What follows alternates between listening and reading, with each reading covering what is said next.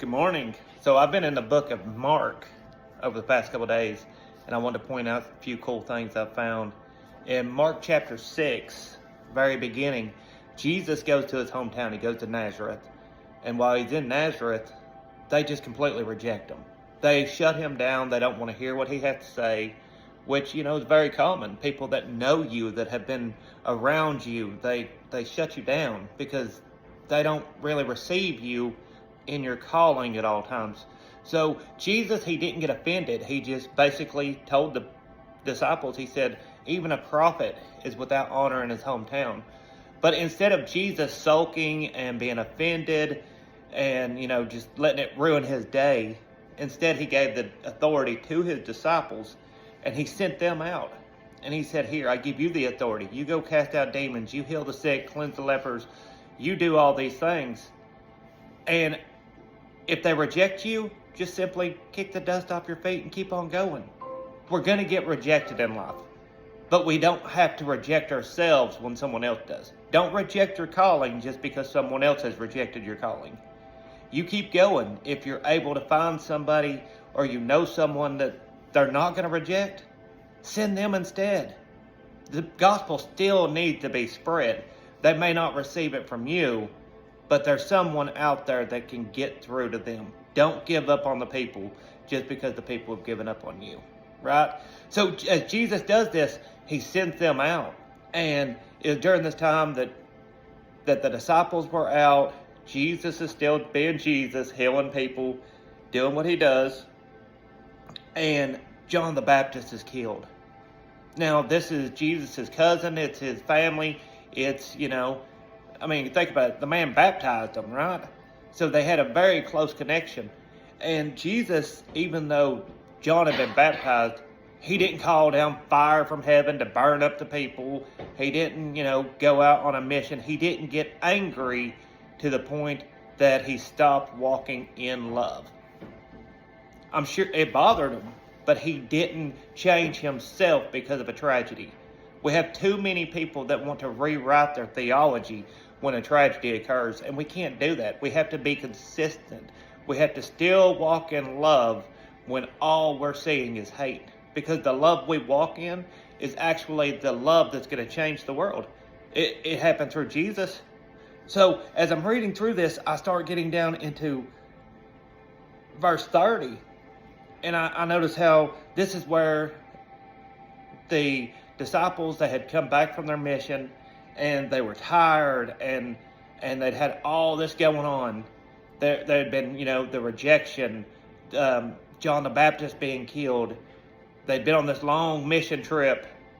And then all of a sudden, Jesus tells them down in verse 31, he said, hey, let's just go take a break. Let's go to a place and let's just rest.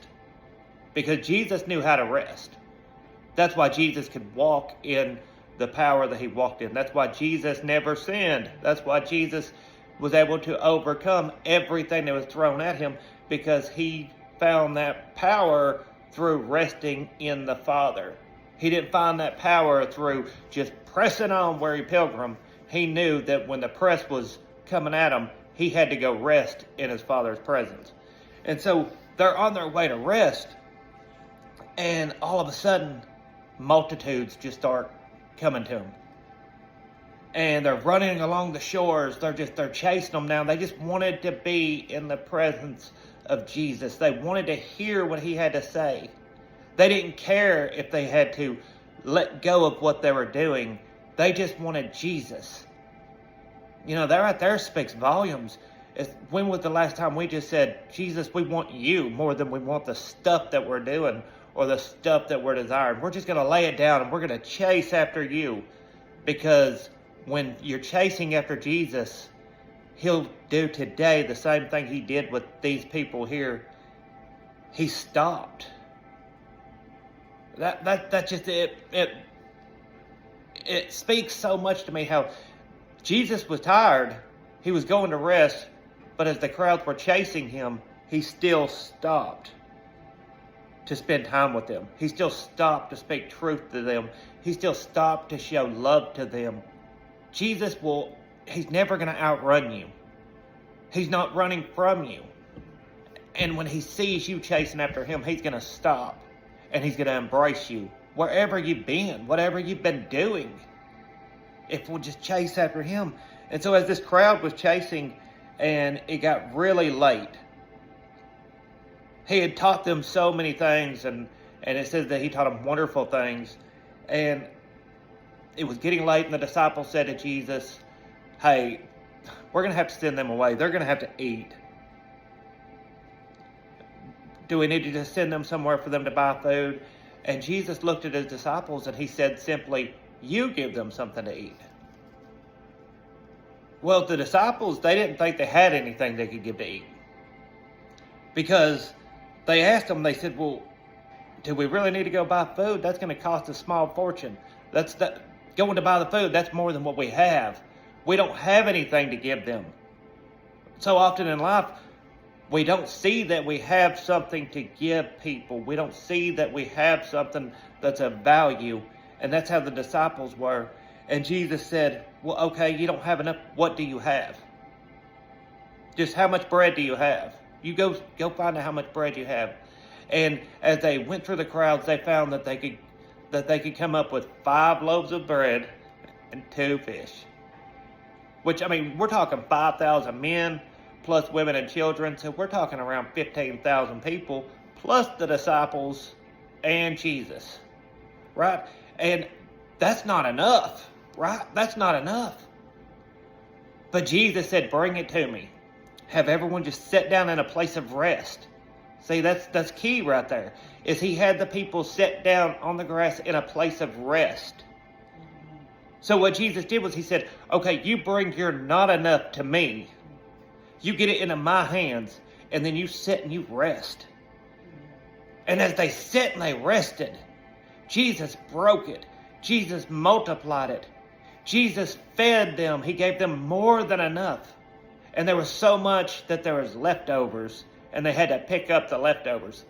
See, it's not about you having enough or you having more than enough. I'm all about the abundance, and I know that he wants us to have more than enough to establish our need, or to meet our needs and establish his covenant according to the book of Deuteronomy. But you know, sometimes in life, our more than enough is on the other side of us not having enough and getting it into the hands of Jesus. So often we might feel like, well, what we want to do or what we need to do or what God's calling us to do, I don't have enough. I don't have enough education, or I don't have enough finances, or I don't have enough talent, or I don't have enough. See, we get in this cycle of thinking, well, I don't have enough. I've got to get more. I've got to get more. I've got to get more. And in reality, we just have to take our little bit and we have to get it into the hands of the one that is more than enough. And he'll meet every need, and even then some. So as he fed them and they picked up the baskets, they continued on their journey. And so many things happen in Mark 6 and then in Mark 7. But if you get over into Mark chapter 8, scholars say that it was somewhere between 6 months from the time that Jesus had fed the 5,000 that he come to a place where massive crowds just come to him.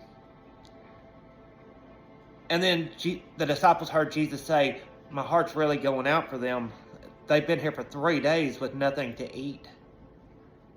4,000 people, plus women and children, were chasing after Jesus. Were so motivated to spend time hearing him and be with him that they would go 3 days without something that they needed. They would go 3 days without food just to have the opportunity to be in his presence. They didn't let their carnal mind, they didn't let their flesh get in the way of them getting into his presence. They would lay down anything just for a few moments, a few days with Jesus. And he said they're hungry. We have to send them away. But they've been 3 days without food, so if they don't eat, they're going to faint. And then it's going to be bad. And so, you know, the disciples, they'd already witnessed the 5,000 fed, right? They'd already witnessed the 5 loaves, 2 fish miracle. And so, of course, the disciples said, well, here, let's just do this. No. The disciples, they didn't say that. The disciples said to Jesus, But could anyone possibly get enough food to satisfy this crowd in this isolated place? Now, we're looking at less people, but they're facing the same situation. And Jesus looks at them with grace, because he's always full of grace and truth. And he said, well, how many loaves do you have? And this time they had 7, and they had a few fish. And so Jesus did the same thing. He had the people give him, the disciples and the people, give him the bread, give him the fish, the little bit, the not enough. And he had them sit in a resting place. And once again, he took the not enough and made it to be more than enough. And as he did this, of course, they had more. They had to pick up the extras and go on their journey. It doesn't matter. Your little bit is more than enough in the kingdom. It just has to be distributed through Jesus, and you have to be in a place of rest to receive it. You know, I wonder if there's anybody in the crowd that, as everyone was sitting in the grass resting, that they were over wandering around having hunger pains and was scared that they were going to starve to death. I don't know. I wasn't there. But I do know that the ones that was in a seated place, they were seated in that heavenly place with Jesus, because he brought heaven to earth. And as they were seated in that rest, that they were fulfilled, they were satisfied, and there was more than they could even consume. And as they go on from this place, Jesus is tested by the Pharisees, and they're wanting signs and all this. And Jesus, I'm not giving you a sign. This generation will not get a sign. Because, you know, we're looking for a sign. We're looking for manna to fall from heaven, when in reality, we're supposed to take the manna we have and give it into heaven's hands, whatever that manna may be. And they get back on a boat. They're going across the lake. And the disciples now look at each other and they say, we didn't bring enough bread. We don't have enough food. We only have 1 loaf of bread between all of us. And as Jesus is hearing the disciples saying this, now they just witnessed in the 6 months, they'd witnessed the 5,000 fed from less than enough into more than enough. They witnessed the 4,000 fed, that there was not enough, and now there's more than enough. And now there's a smaller group, and they only have 1 loaf of bread, and they're arguing. And Jesus said to them, he said, I love this, beware of the yeast of the Pharisees and of Herod. See, the yeast of the Pharisees and the yeast of Herod, that's the hypocrisy, that's the doubt. That's the Pharisees is the religious way of, you've got to do more. You've got to do. You're walking in lack, or you don't have enough of something because you're not doing enough. You got to keep this law before you do this. Well, you only gave 9% tithes, so you're robbing from God. All these different laws, all these different religious concepts that make people think that they're not enough for God. I mean, you're more than enough. He created you. And then you have the yeast of Herod, which is the world's way of thinking, the religious, or the governmental system of things. And he's telling them right there, beware of the doubt that you're being fed. Don't eat of this religious system. Don't eat of this government system that's trying to twist you around. Eat of me. Listen to my words. Don't let the doubt, unbelief, the hypocrisy, don't allow it to grow in you. Beware of this stuff. And then the disciples, of course, they didn't know what he was talking about.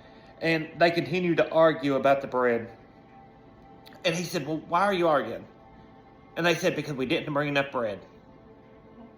And Jesus, and I'm paraphrasing all this, and Jesus said, do you still not understand what I'm doing? Do you still not understand what I've shown you? Do you still not get it? So often we still don't get it. And Jesus said to them, he said, how many loaves of bread did we have when we fed the 5,000? The disciples said 5. And there was leftovers. And he said, how much bread did we have when we fed the 4,000? And they said, 7. And there was leftovers. And he said, and you still don't get it. See, the disciples, they got to that place where even after experiencing the multitudes being fed twice, they started to believe, well, that's for them. They can receive that. Jesus will do that for them. But here we are, and he's not going to do it for me. And they got into doubt. They got into that concept of, well, he did it for them, but he won't do it for me. Listen, he is no respecter of persons. He will do it for you. Your little bit is more than enough. It doesn't matter what it is. If God gives you a vision for something, then he's going to give you the provision. But that provision may come in a small seed. That seed may be money. That seed may be time spent with him. That seed may simply be you just seeding the ground that you're in with love, grace, and compassion. Whatever it is that you have is more than enough. He did it for them, and he's doing it for you. Don't let it be confusing, because it's not confusing. Whatever you have, you get it into his hands. You get it into his presence. And then you just sit down and rest and receive from him. You don't have to work it. You don't have to make it happen. You just have to rest in him. Y'all have a great day.